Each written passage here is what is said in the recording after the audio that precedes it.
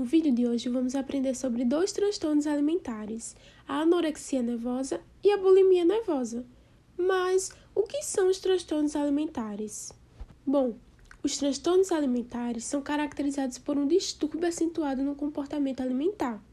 Existem diferentes tipos de transtornos alimentares, sendo eles o transtorno de compulsão alimentar, caracterizado por ataques episódicos com a ingestão de quantidades excessivas de comida, mas sem comportamento compensatório. A pica, caracterizada por uma síndrome da perversão do apetite, com a ingesta persistente de alimentos não nutritivos, como barro, gelo. Existe também o transtorno de ruminação, que é quando ocorrem episódios de regurgitação repetidos e não explicados por outra condição médica.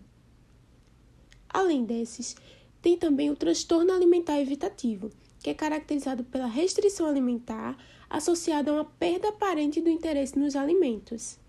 E a anorexia nervosa e a bulimia nervosa, que serão abordadas nesse vídeo. Começando então pela anorexia nervosa. A anorexia é derivada de um termo grego que significa perda do apetite e nervoso do latim, implicando em origem nervosa. No entanto, convém salientar que o termo anorexia é errôneo, porque a perda do apetite costuma ser rara até o fim do transtorno. No geral, existe uma restrição voluntária na alimentação, mas alguns não conseguem controlar de forma contínua, por isso, diante da fome e vontade de alimentar-se, têm ataques de compulsão alimentar. Esses ataques, via de regra, ocorrem em segredo e, em geral, à noite e, com frequência, são seguidos de vômito autoinduzido. A síndrome da anorexia nervosa é caracterizada por 3 critérios. Primeiro, uma inanição autoinduzida, sendo esta uma característica comportamental. Uma outra é a busca incessante por magreza ou medo mórbido de engordar, podendo estar associada a um distúrbio de imagem, sendo esta uma característica psicopatológica. O terceiro são sinais e sintomas decorrentes da inanição alimentar, apresentando, portanto, uma sintomatologia fisiológica. Bom, existem 2 subtipos de anorexia nervosa. Uma é a restritiva e outra a compulsão alimentar purgativa.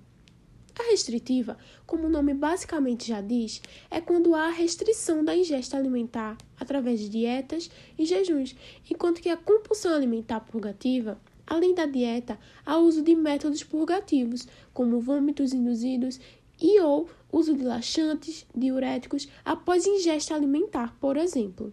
Biologicamente, a anorexia nervosa é 10 a 20 vezes mais prevalente em mulheres.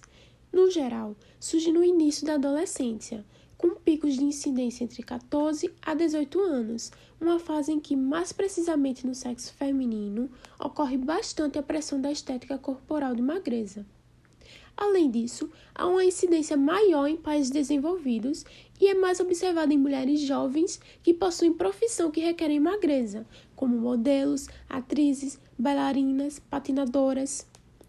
Dentre as causas envolvidas, convém ser a associação de fatores biológicos, sociais, psicológicos, baseando-se em um modelo etiológico multifatorial. Ademais, é uma condição que pode apresentar algumas comorbidades, como a depressão em 65% dos casos, fobia social em 35% dos casos e transtorno obsessivo-compulsivo em 25% dos casos. Para o diagnóstico, existe a necessidade de preenchimento de 3 critérios, que precisam estar presentes por pelo menos 3 meses, baseado no Manual de Diagnóstico e Estatístico de Transtornos Mentais.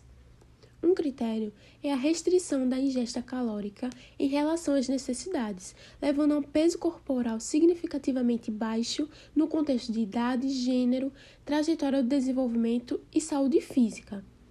O peso significativamente baixo é avaliado através do IMC no adulto e percentil do IMC na criança. Outro critério é o medo intenso de ganhar peso ou de engordar, ou comportamento persistente que interfere no ganho de peso, mesmo estando com um peso significativamente baixo. Além desses, é necessário também perturbação no modo como o próprio peso ou a forma corporal são vivenciados, podendo haver influência indevida do peso ou da forma corporal na autoavaliação, ou ainda uma ausência persistente de reconhecimento da gravidade do baixo peso corporal apresentado. Além do peso corporal, avaliado de acordo com o IMC, os critérios de gravidade podem variar de acordo com os sintomas clínicos. No tratamento, em vista das complicadas implicações psicológicas e médicas da anorexia nervosa, visando a recuperação do estado nutricional, é recomendado um plano de tratamento abrangente, incluindo hospitalização, quando necessário, e terapia individual e familiar. No manejo, são usadas abordagens comportamental, interpessoal e cognitiva, e em muitos casos pode ser indicada medicação, como antidepressivos e ansiolíticos. Agora, vamos falar sobre a bulimia nervosa. A expressão bulimia nervosa deriva de um termo grego e significa fome de boi, uma fome grande. Para alguns pacientes, a bulimia nervosa pode representar uma tentativa fracassada de anorexia nervosa, compartilhando o objetivo de ficarem muito magras, mas não mantendo a mesma inanição ou fome extrema como as que apresentam a anorexia nervosa restritiva clássica. A bulimia é caracterizada por episódios de compulsão alimentar, combinados com formas inapropriadas de interromper o ganho de peso, acompanhada de sentimentos de culpa, depressão ou autoindignação. Os comportamentos compensatórios para evitar o ganho de peso são, no geral, métodos de purgação através de laxantes, diuréticos, vômitos induzidos ou exercícios em excesso. Diferentemente das pacientes com anorexia nervosa, aquelas com bulimia nervosa, em geral, mantêm um peso adequado corporal. Epidemiologicamente, a bulimia nervosa é mais prevalente do que a anorexia nervosa. É mais comum em mulheres do que em homens, mas seu início costuma ser mais no fim da adolescência comparado ao início da anorexia. Embora a bulimia esteja frequentemente presente em mulheres jovens com peso normal, elas por vezes têm uma história de obesidade. Para os critérios diagnósticos, assim como na anorexia nervosa, é necessário que o quadro esteja presente durante pelo menos 3 meses, sendo necessário episódios recorrentes de compulsão alimentar, caracterizada por ingestão em um período de tempo determinado de uma quantidade de alimento significativamente maior no contexto, e sensação de falta de controle sobre a ingestão durante o episódio. É necessário também ter comportamentos compensatórios inapropriados recorrentes, a fim de impedir o ganho de peso, como vômitos autoinduzidos, uso indevido de laxantes, diuréticos ou outros medicamentos, jejum ou exercício em excesso. A compulsão alimentar e os comportamentos compensatórios inapropriados devem ocorrer em média, no mínimo, 1 vez por semana durante 3 meses. A autoavaliação é indevidamente influenciada pela forma e pelo peso corporal. E a perturbação não ocorre exclusivamente durante os episódios de anorexia nervosa. Nesse caso, preenchendo os critérios para anorexia nervosa, exclui-se a bulimia nervosa. No tratamento, a maioria das pacientes com bulimia nervosa não complicada não requer hospitalização. Em geral, essas pacientes não são tão sigilosas em relação aos seus sintomas quanto as com anorexia nervosa.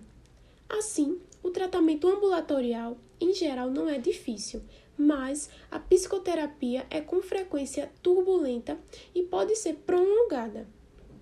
No mais, nos acompanhe nas redes sociais, Instagram e YouTube para receber mais conteúdos. Obrigada!